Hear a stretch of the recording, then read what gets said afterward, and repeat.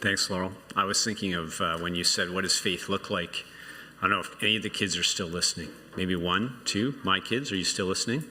Okay, what does faith look like when you think of the most common verse for children? Children, obey your parents. So the question is, and Laurel said too, you can ask God to help you to obey your parents. The question is, what is the second half of that verse, and do you actually believe the second half? Because that's the first command ever given in the Bible with a promise.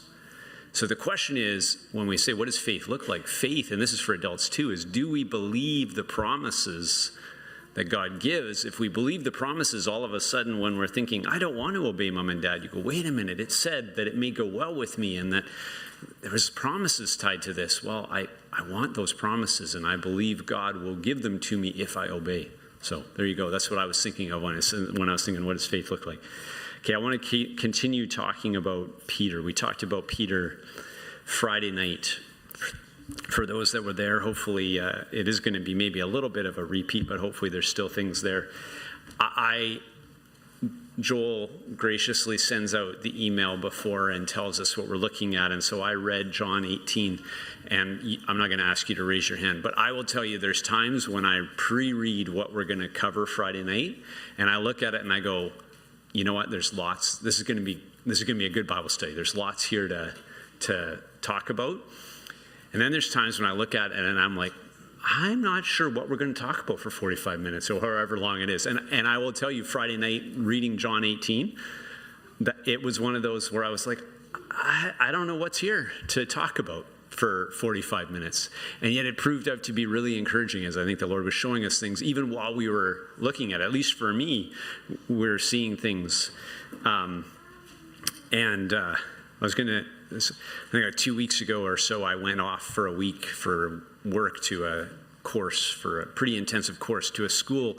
And the school, they take great pride in the fact that they're a case-based school. So you sit there and you study cases. You had to pre-read cases.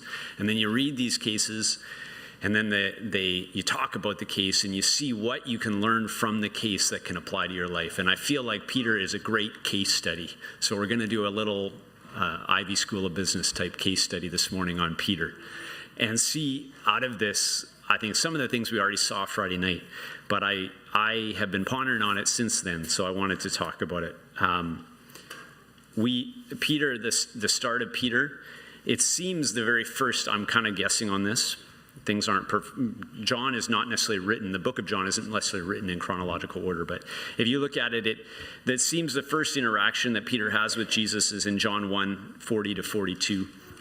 And it's the time where his brother has met Jesus, John the Baptist. They are disciples of John the Baptist, and he says to some of them, hey, this is the Christ. And so Andrew, Peter's brother, follows them and then comes to Peter and says in John 1:40, one of the two who heard John speak and followed him was Andrew, Simon Peter's brother. He found first his own brother Simon and said to him, we have found the Messiah, which translated means Christ. And he brought him to Jesus, and Jesus looked at him and said, you are Simon the son of John. You shall be called Cephas, which is translated Peter. And Peter means rock or stone. And then I would guess fairly quickly after this is kind of how I see, someone can give me a different opinion on the ordering of this later, but let's go with it for now. In Mark, I'm just picking this one, Mark chapter 1, verse 16 to 18. Jesus, it says, as Jesus was going along by the Sea of Galilee, he saw Simon and Andrew, the brother of Simon, casting a net in the sea, and they were fishermen. And Jesus said to them, follow me, and I'll make you become fishers of men. And immediately they left their nets and followed him. So Peter meets Jesus. Jesus says, I'm going to call you. I'm not calling you by your given name. I'm going to call you Cephas or Peter. And then they get called from their profession of fishing. He says, I'm going to make you fishers of men. And they follow him. And he doesn't say what that's going to look like. He doesn't tell them how that's going to happen. He just says, I'm going to make you fishers of men. And then you go on, and we know Peter was a pretty strong individual, it seems. And I just picked out a couple of passages, one actually that I wanted to look at, and Laurel touched on one great one where he walks on water and then cries out for Jesus to save him. But in Mark 8:31-33, I'll just touch on this one because I think you start to get a picture of the fact that Peter's vision for how things were to be was not aligned with Jesus' vision with how things were to be. And this is the first probably place we start to get a glimpse of it fairly clearly, right? And it said in Mark 8:31-33, and Jesus began to teach them that the Son of Man must suffer many things and be rejected by the elders and the chief priests and the scribes and be killed, and after 3 days rise again. And he was stating the matter plainly, and Peter took him aside and began to rebuke him. But turning around and seeing his disciples, he rebuked Peter and said, "Get behind me, Satan, for you are not setting your mind on God's interests, but man's." It's so interesting. You read these things, you don't know what went through Peter's mind after he gets rebuked by Jesus. You're left to kind of wonder a little bit. But one thing we know for sure is that Peter's mind was set on man's interests and not on what God's plan was. And so that brings us kind of to the part we looked at on Friday night. Before we go to John, we will go to John 18, but I wanted to, and we touched on this Friday night, but Luke 22, I wanted to go here because it's kind of the same section, but it's Luke's account, and it gives a little bit more detail on things that revolve around Peter and kind of sets up nicely when we look at John 18, what happened and maybe something we can learn from that. So in Luke 22, verse 31, we'll start there and we'll read kind of 7 or 8 verses here, but it says in Luke 22:31, "Simon, Simon, behold, Satan has demanded permission to sift you like wheat, but I have prayed for you that your faith may not fail. And you, when once you have returned or have turned again, strengthen your brothers." But he, Peter, said to him, "Lord, with you I'm ready to go both to prison and to death." And he said, "I say to you, Peter, the rooster will not crow today until you have denied 3 times that you know me." And then Jesus goes on. So then we're just going to keep going, but I'm pausing there because so you have this thing. Peter saying, "I'll die with you." Jesus saying, "You're going to deny the fact that you even know me." And then Jesus says this to them. "When I sent you," this is verse 35, "when I sent you out without money belt and bag and sandals, you did not lack anything, did you?" And they said, "No, nothing." And he said to them, "But now whoever has a money belt is to take it along, likewise also a bag, and whoever has no sword is to sell his coat and buy one. For I tell you that this which is written must be fulfilled in me. He who is numbered with the transgressors, for that which refers to me has its fulfillment." They said, "Lord, look, here are 2 swords." And he said to them, "It is enough." So they have this interaction about Jesus or Peter denying him, and then he says to them, "Hey, it's not going to be like it was. Before I said to you, just go," and basically the way I read it was that people would provide for you as you went, or I will take care of you, probably using people to provide for you. But now he's kind of signaling it's not going to be that way anymore. It's going to be more hostile. And in fact, he tells them, "Hey, you should buy swords." And then they say, "We have 2 swords." He says, "Okay, that's enough." And so now when we go to John 18, you can start to, you're going to see Peter get probably pretty confused. So John 18, let's pick it up in verse 10. They've gone into the Garden of Gethsemane, and in verse 10, now, before we go here, it says, and this is something I didn't realize, Joel shared this with us, and it helped for me probably really start to put these things together, but it says when Judas came with the religious leaders that they brought a cohort of soldiers, and Joel was sharing with us Friday night, a cohort is 600 soldiers. And I'll tell you, I never in my mind had this picture of 600 soldiers coming to arrest Jesus. So keep that in your mind now when we read this. Remember, Peter has said, Jesus has told him, buy a sword, and Peter has said, I'm willing to die with you. So now think of it, this is what he does in front of 600 soldiers. Simon Peter then, having a sword, drew it and struck the high priest's slave and cut off his right ear. And the slave's name was Malchus. So Jesus said to him, put the sword into the sheath, and the cup which the Father has given me, shall I not drink it? So never in my mind have I looked at that and thought, you know what? I think Peter was genuine in saying, I'm willing to die with you. Perhaps either that or he was thinking, I'm going to cut this guy's ear off, and then Jesus, because at this point there's only 12 of them, including Jesus, because Judas is now on the other side. So 12 versus more than 600. And you just think very naturally, those odds don't stack up well for the disciples if this gets into an actual physical altercation.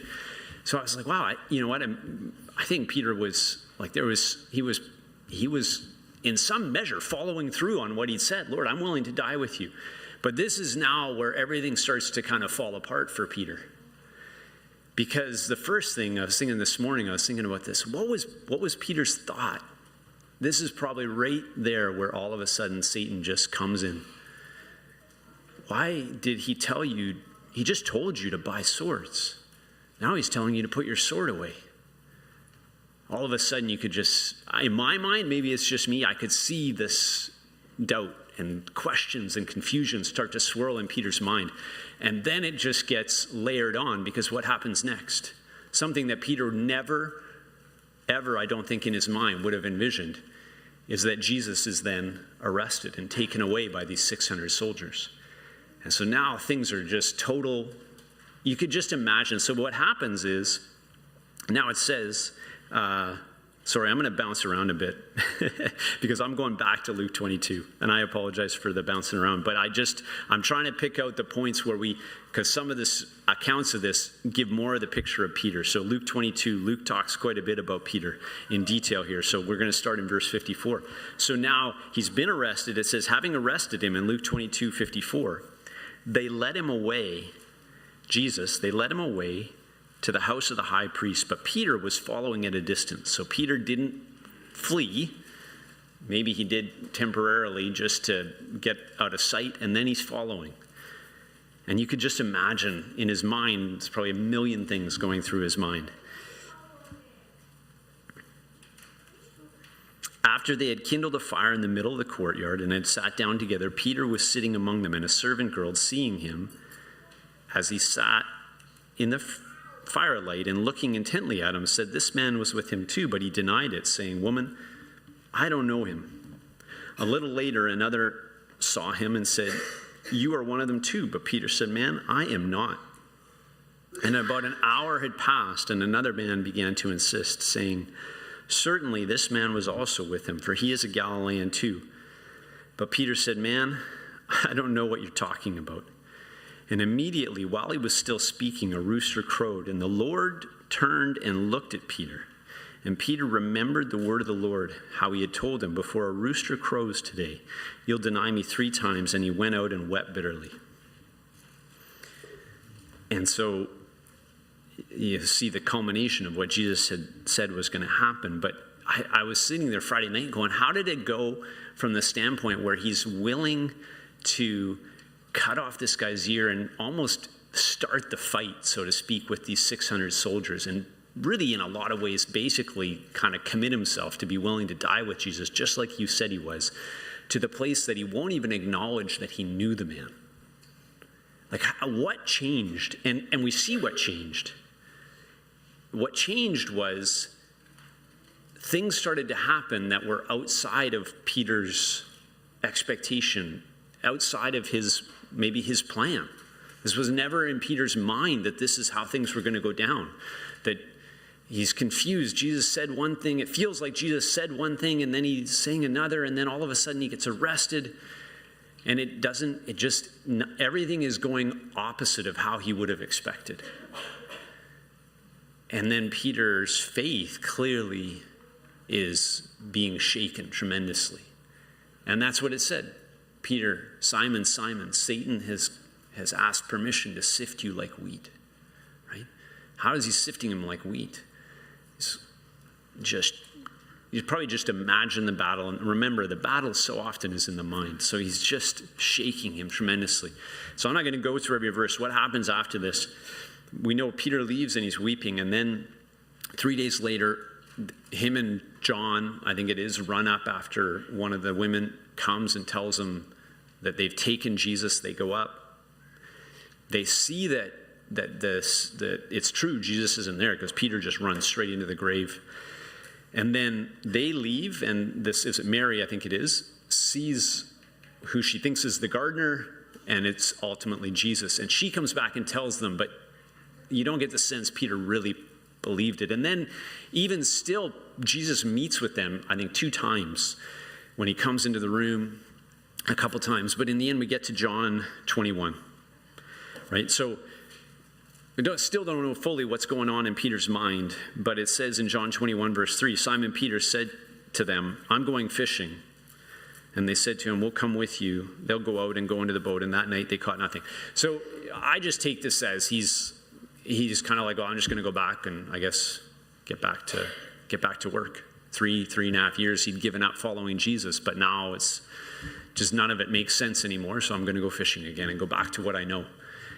And then we get to that familiar interaction between Jesus and Peter at the end of it in John 21, 15 to 19, where Jesus asks, I'm going to read this even though it's very familiar. It says, when they'd finished breakfast, so skipping past the part where they see him and Peter throws himself into the water, you know that Peter's, in his heart, he's just still longing for something, right? And you just see it by the reaction when John, they're in the boat. I say I'm going to skip it. I'm just going to paraphrase it. John says it's the Lord. And Peter just launches into the water. Doesn't even wait for the boat to get back, right? So you still know that there's a longing in Peter's heart. While he's confused, he knows. Remember what Jesus said right before Peter rebukes him, I believe is the sequence. He says, but, Jesus is saying, who do people say that I am? And this is where Peter says, some say Elijah, some say this, that. And Peter says, you're the Christ. He has the revelation. He knows in his heart. And then you think of the time in John 6 when Jesus says, you guys aren't going to leave also, right? Peter's one of them. And they said, where are we going to go? Like, you are the one that has the words of eternal life. Peter has had a revelation that Jesus is the Christ, that he has the words of eternal life. The problem is things in his mind seemed clear as to how things were going to go, and we don't know what that exactly was going to look like. Perhaps it was going to be Jesus was going to defeat the Romans, and there was going to be some type of great reign, and we don't know. But now it's just all, he doesn't understand. He's confused by life circumstances that aren't making sense to him. But he's still, in his heart, he's like, I still know that he is the one that has the words of eternal life. And so he launches out, and then him and Jesus have this interaction after breakfast. And Jesus said to Simon Peter, Simon, son of John, do you love me more than these? And he said to him, yes, Lord. You know that I love you. And he said to him, tend my lambs. And he said to him again a second time, Simon, son of John, do you love me? And he said to him, yes, Lord, you know that I love you. And he said to him, shepherd my sheep. Remember what he had said is, I pray that when you return, you would strengthen the brethren. And so now, even as Jason was leading the singing this morning, and he was talking about that song that we sang, you see the heart of Jesus Christ. You see in this, he says, I am, first of all, before he even went through this trial, he said to Peter, I'm praying for you that your faith fail not. And then when it happens, and even in that moment that Jesus looks at Peter when he denies him, but then you see the way that Jesus is so gently drawing him back. He's not there to rebuke him and say, hey, why did you deny knowing me? There's none of that. He's I think, trying to build his faith. Remember what I said to you, Peter, when I called you by the Sea of Galilee. I said I was going to make you a fisher of men. The only problem is, Peter, we had to walk some tough miles for you to get on the same page as me in what that's going to look like.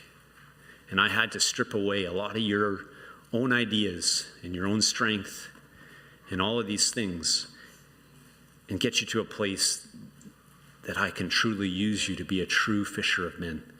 And so now he's calling him back. He says, I want you to shepherd my sheep. And he said to him the third time, Simon, son of John, do you love me? And Peter was grieved because he said to him the third time, do you love me? And he said to him, Lord, you know all things. You know that I love you. And Jesus said to him, tend my sheep, Peter. Truly, truly, I say to you, when you're younger, you used to gird yourself and walk wherever you wished. But when you grow old, you'll stretch out your hands and someone else will gird you and bring you where you do not wish to go. Now this he said, signifying what kind of death he would glorify God. And when he had spoken this, he said to him, follow me. It's the exact same thing he said to him back at the Sea of Galilee. He said, follow me. And now all of Peter's confidence has been eroded in the sense of his confidence in his own strength. Or even his confidence, I'll say, and probably his confidence in thinking, I have this all figured out. I know exactly what God's going to do. I know why he's going to do it, all of that. I don't understand any of that anymore.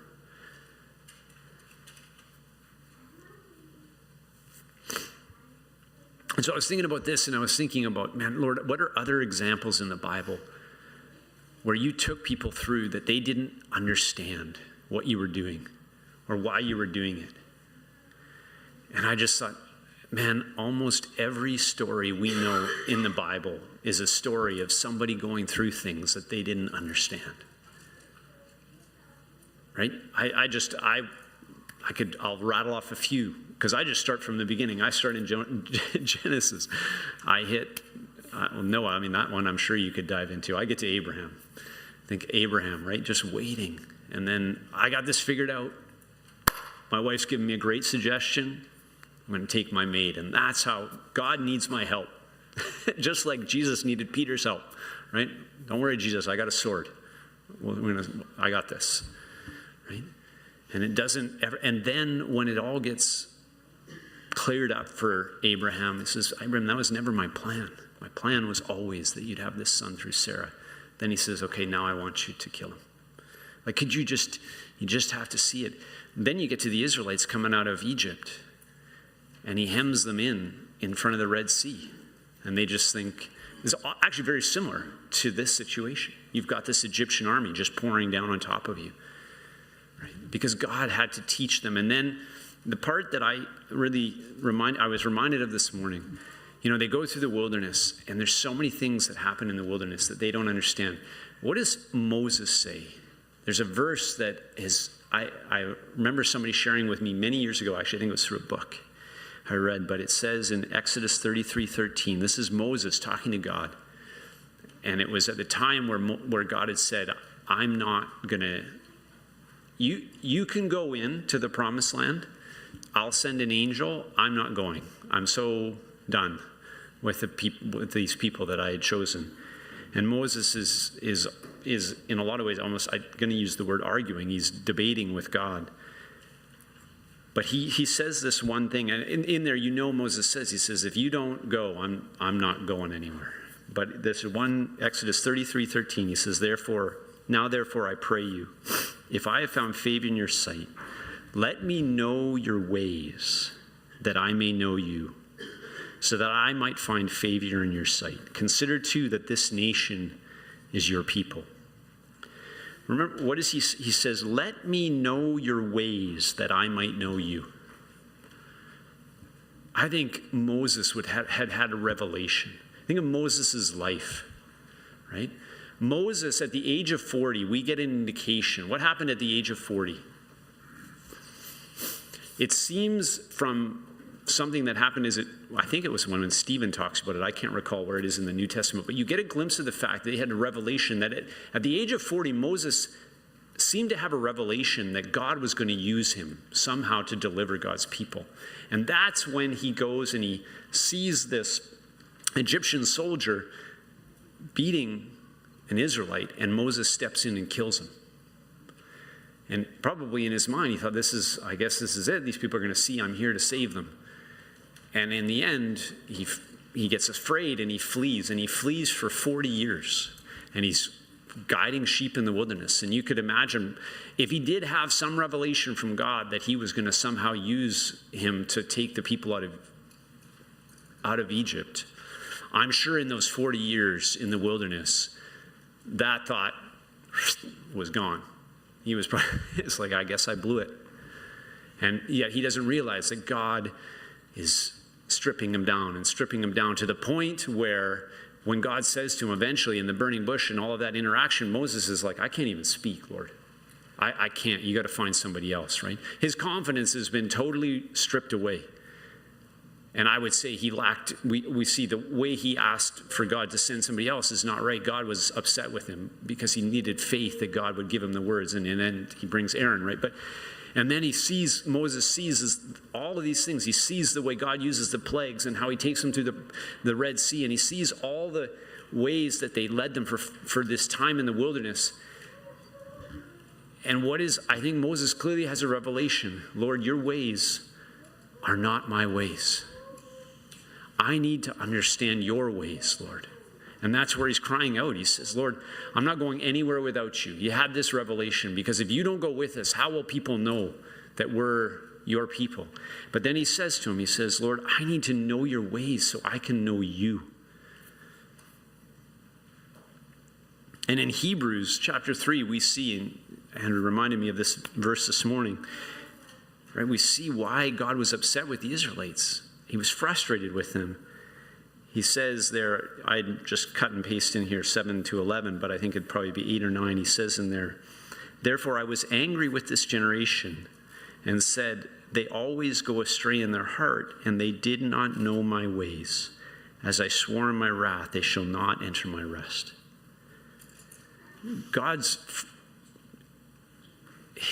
He was upset with the people of Israel because they never understood.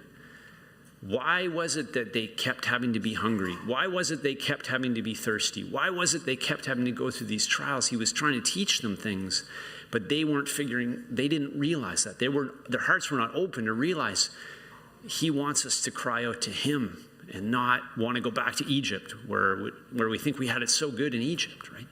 So he was upset with them. So you come back to the case study of Peter. I'm trying to maybe give you clues, pretty obvious clues into what I learned from this story.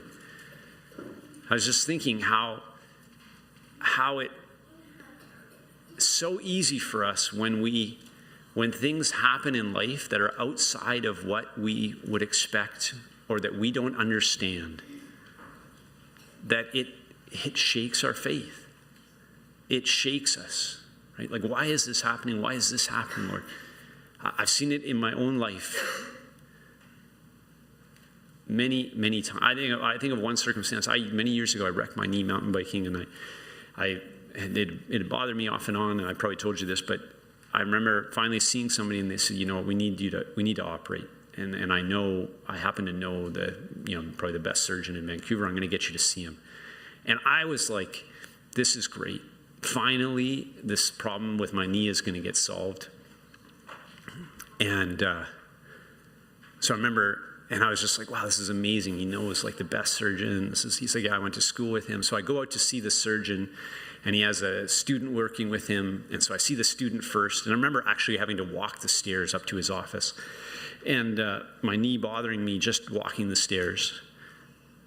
And I saw the student first, and she looked at my knee, and she was like, ooh, yeah, definitely, this looks like going to need surgery. And he walks in and he grabs my knee. This is the surgeon, walks in, grabs my knee, shakes it. He goes, it's rock solid. You're fine. You don't even need a brace. And I remember leaving, and I remember driving, I was crying in my car. And I remember just such a confusion. And I'm like, Lord, I was really looking forward to this. And I was but I remember, Lord, I don't understand, but I trust you.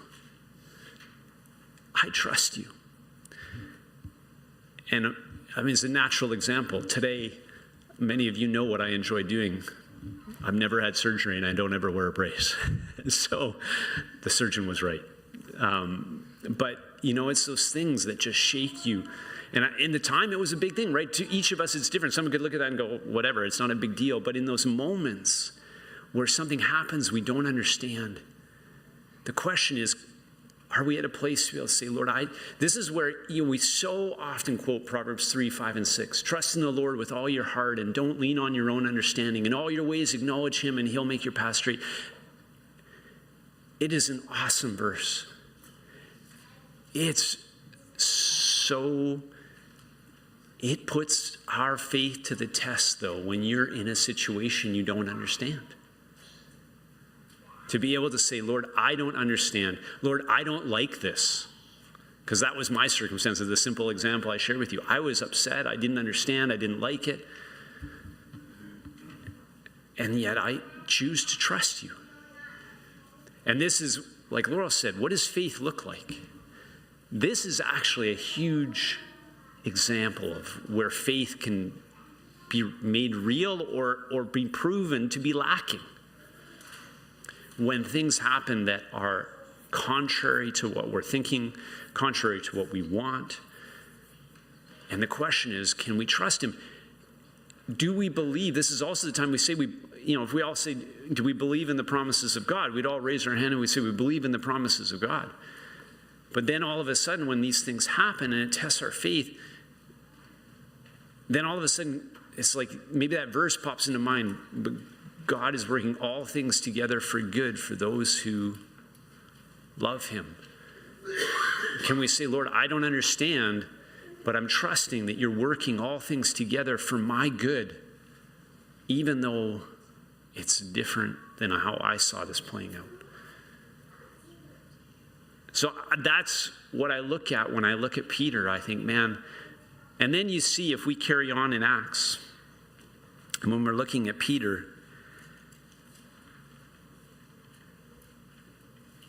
you see the work that God does in his life, right? So often I've said, Pentecost, how many were added? I think 3,000 men were added the day of Pentecost to their number, right? Through who? Peter was the vessel. Peter was a broken man now, and God could use him to actually do what he had always said, right? To become a true fisher of men. And to strengthen the brethren. He said, when you return, strengthen the brethren. Right? He was there to strengthen the disciples. He was there to reach out to God's people and say, Jesus Christ is the way, the truth, and the life. He is the Messiah that we've been waiting for. God could truly use him. And then when he was tested in some of the things, pretty quickly he got tested in the very thing he was unwilling to do, right? Would you admit that you know Jesus? Right? When him and John, I think it is, get arrested after they heal the beggar, they raise him up. And then they said they threaten him, all these things, they threaten harm. And what is Peter and John's response? It's like, well, you decide, should we obey you as men or should we obey God? We can't stop talking about the things that we've seen and heard. Right? All of a sudden, he had a confidence there. But it wasn't a confidence of himself anymore. It was a confidence. You think about to truly walk this life. Jesus said, my Father is glorified by this, that you bear much fruit. Every one of us would say, do we want our lives to be for his glory? I think we'd all say, yeah, I want to live my life for his glory. I see... I think so many of the disciples, and we have to walk that journey too. Think of Paul. Paul had to walk this same journey of having all of his own strength stripped away and come to this discussion with God saying, Lord, this thorn in my flesh, whatever it was, he's probably sitting there thinking, it's hindering the work of the gospel. Maybe if it was a physical ailment, Lord, it's hindering me from sharing.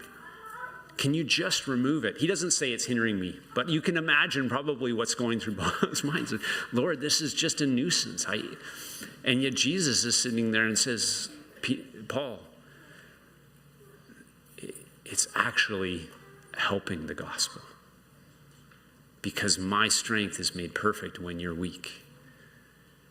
And so you see how these different, every man and woman used of God, I think, has to walk this journey of having their own confidence the confidence they have in themselves taken away, to the place where they can come to a place where say, and I've said this, I have no confidence in myself, but I have such a deep, deep confidence in my Lord and Savior, Jesus Christ. So it's not like then your woe be gone. You actually can have this confidence where people could look at Peter and say, these men have been with Jesus, right? Because they have such a confidence in their Lord and Savior. They found the source of true strength, even in the circumstances that don't go the way they're thinking. Things are not what they'd want. And then you come back to, there's so many passages you think of on Isaiah 55. And these are so familiar, right? Where it says, for my thoughts are not your thoughts, nor are your ways my ways, declares the Lord. For as the heavens are higher than the earth, so are my ways higher than your ways, and my thoughts higher than your thoughts. Or the passage when Paul's writing to the Corinthians in 1 Corinthians 1, I'm not going to read it, it's a familiar passage, right? Just the fact that the message of the cross is foolishness to those that are perishing, but to us who are being saved, it's the power of God. That is the message of the cross, surrendering our will, surrendering our lives, and just letting Jesus Christ do what is best, even when we don't understand. I was thinking about sharing it this morning, and I Lord, what is the primary takeaway in all of this? And I think now as I think about it more, I even said to Whitney this morning, she said, what are you doing? I said, I'm stewing. She's like, oh, that doesn't sound good. So I'm wrestling. I have this thing there to share, but what's the point? And I just see, actually, the point is so critical to our walk and so important that we can come to a place where we say, Lord, I'm going to walk by faith and not by sight. And when my sight tells me things are happening that I don't understand, when my circumstances aren't playing out the way I want, when I don't understand whatever it is, and each of us could fill that blank in, because each of us could either say, today I've got things that are happening that I don't understand. I don't know why God hasn't answered this prayer. I don't know. That is where our faith, what does it look like to have faith? Come back to the simple question we started with, right? Is to be able to say, Lord, I don't understand, but I trust you. Lord, I don't understand, but I'm leaning not on my own understanding. I'm leaning not on my own strength, not on my own sword. Lord, I'm just going to learn to follow you. And like Moses, I'm going to cry out, Lord, teach me to know your ways. Lord, help me to know your ways, not my ways, Lord. My ways are man's ways. I don't want my ways anymore, Lord. I want your ways. Help me to understand that. And at the core of it, we know that God's ways are that we would learn to trust him, to lean on him for strength, to find our strength in him. And that in the midst of all of that, you can say all this and say, well, that sounds pretty, one could take that sounds pretty miserable. But it's not, right? This is part of then where we can actually, the Spirit, in a life and in a vessel that's fully surrendered to the Lord and isn't any more moved by circumstance, then the Spirit can truly be working. And the fruit of the Spirit can be so evident, where we can say, Jesus, what did he say to his disciples? He says, my peace I leave with you, my peace I give to you, not as the world gives. The world gives peace because I have no troubles. That's peace in the world, right? I have no troubles. But God gives peace that in the midst of our troubles, it's totally different. That in our hearts we can have peace and just be at rest. Patience, kindness. So that's the way I see it, right? That even Paul said to the Corinthians, he said, we have this power in earthen vessels so that what does it say? So the power would be from God and not from ourselves. That in the midst of it, this vessel is not crushed, even when circumstances are totally outside of our box. Just being able to trust God and be totally at rest. And that's where, when we come to embrace his ways, what did it say? It says, They did not know my ways, therefore they will not enter my rest.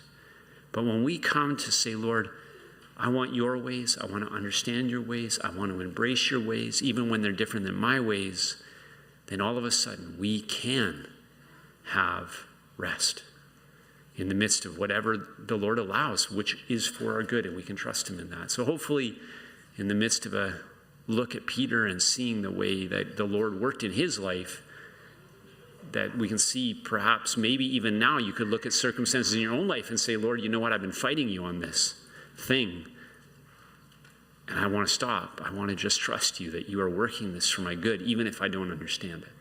And we can be strengthened now or in a future circumstance when God takes us through something, because he's always working for our good if we're willing to embrace it, right? Or we can just fight it. We don't want to be those that just fight God's working in our lives, but just to be willing to embrace it